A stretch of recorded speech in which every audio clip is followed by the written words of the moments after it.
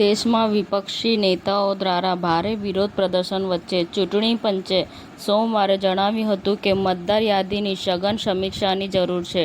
ફક્ત લાયક નાગરિકો જ તેમાં હોવા જોઈએ. ભારતના બંધારણીય ઇતિહાસમાં 25 જૂન 1975 માત્ર એક તારીખ નથી, તે કાળો દિવસ છે. કટોકટી કોંગ્રેસ માટે સત્તા બચાવવાનું સાધન હતું. દેશની સુરક્ષાને કોઈ ખતરો ન હતો. સુરતના મોટા વરછામાં ગેરકાયદે ડબ્બા ટ્રેડિંગ અને ઓનલાઈન ગેમિંગનો પર્દાફાશ. 8 જેટલા આરોપીઓની ધરપકડ કરવામાં આવી. અમરનાથ યાત્રા 2025 ઓફલાઈન નોંધણી શરૂ થતાં જમ્મુમાં ભક્તોની ખાસ ભીડ ઉમટી પડી.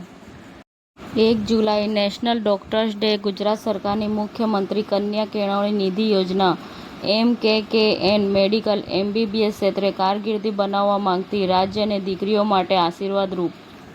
Army chief general Upendra Trivedi ભૂટાનની 4 દિવસની મુલાકાતે.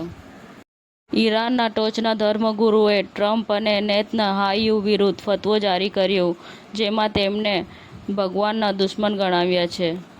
વિશ્વભરના મુસ્લિમોને કાર્યવાહી કરવા વિનંતી કરી છે.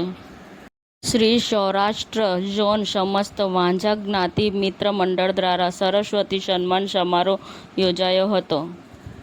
2025-26ના પ્રથમ ક્વાર્ટરમાં ગુજરાત સરકારની માલિકીની કંપનીઓનો શેરબજારમાં ડંકો વાગ્યો. BSE, સેન્સેક્સ અને નિફ્ટીને પાછળ છોડ્યા. ઓનલાઈન ઠગાઈ સામે એરટેલની કડક કાર્યવાહી. ગુજરાતમાં 41 લાખ યુઝર્સને રિયલ ટાઈમમાં સુરક્ષા આપવામાં આવી.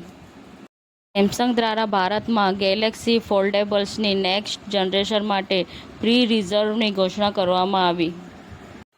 સમાચાર ટુડે ન્યૂઝ ચેનલની ટીમ અને જે સત્ય છે તે જ બતાવશે.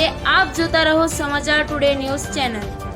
ગુજરાતની ધરતીનું ગુજરાતીઓ માટે જ, એટલે કે સમાચાર ટુડે ન્યૂઝ. અમારી સમાચાર ટુડે ન્યૂઝ ચેનલને લાઈક કરો, શેર કરો અને સબસ્ક્રાઇબ કરો અને જોડાયા રહો સમાચાર ટુડે ન્યૂઝ ચેનલ સાથે.